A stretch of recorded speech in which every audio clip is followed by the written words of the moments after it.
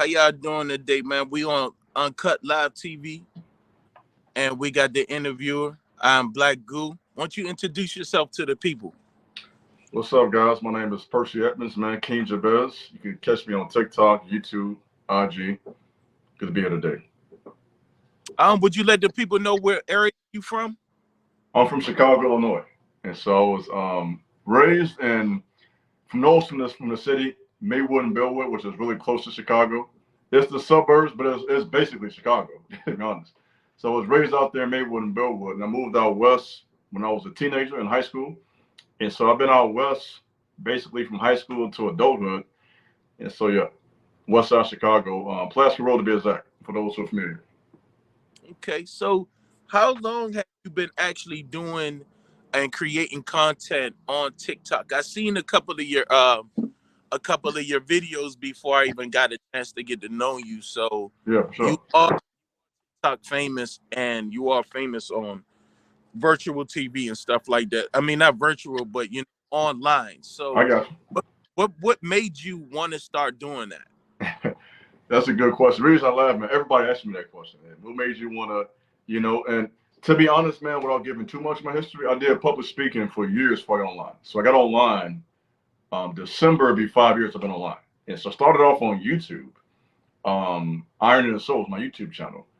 And the TikTok took off, the IG took off, and YouTube is doing well as well. And so I have been doing public speaking for many years. And the online platform gave me a space to do, kind of have more freedom. So that made you.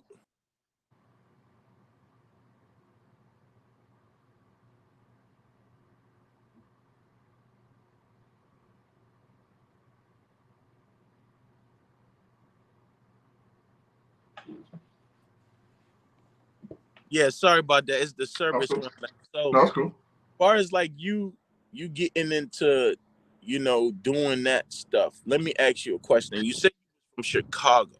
hmm How is it out there in Chicago? Man, I see the online intrigue with the city from various cities down in the South in Florida. You kind of see a lot of the Chicago culture spreading to different cities. You know what I mean? So I think the intrigue, in my opinion, Chicago's almost like a experiment. The stuff that happens there, all the factors to create the ghetto.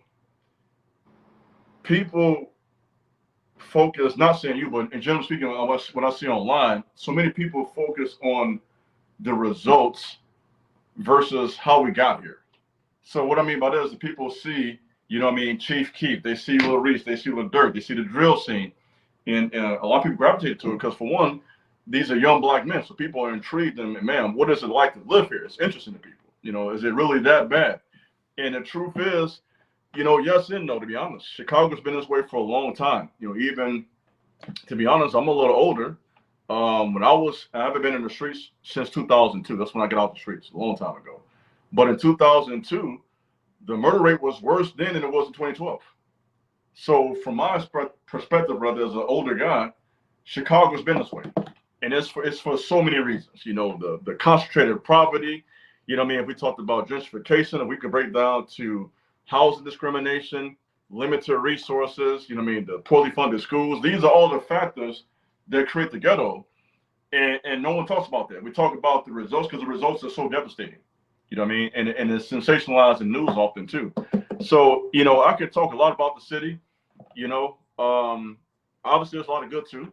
There's a lot of good stories in Chicago, a lot of young men and women who you never hear about, who are straight A students, honor roll students who you never hear about. So it kind of goes both ways. So I don't want to paint the picture that is just what we see on television through the music, through the culture, entertainment.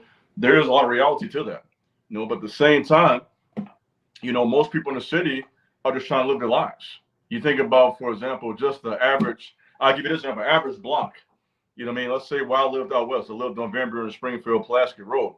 It was a very heavily gang populated, block, basically. But the thing is, what I'm trying to say, if you have, for example, if you got 40 people who live on this block, you might only have 5 or 10 who are actually involved in gangs.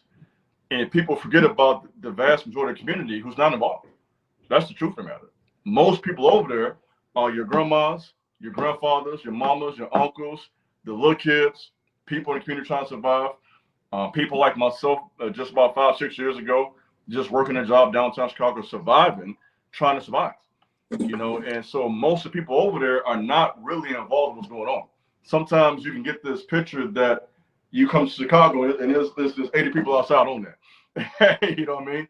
And that's not true. Most people are just living their lives, trying to survive, working, doing what they got to do to survive, make it each day. You know what I mean? So that's just a little bit I can say. I can say so much more, but that's a little bit. So you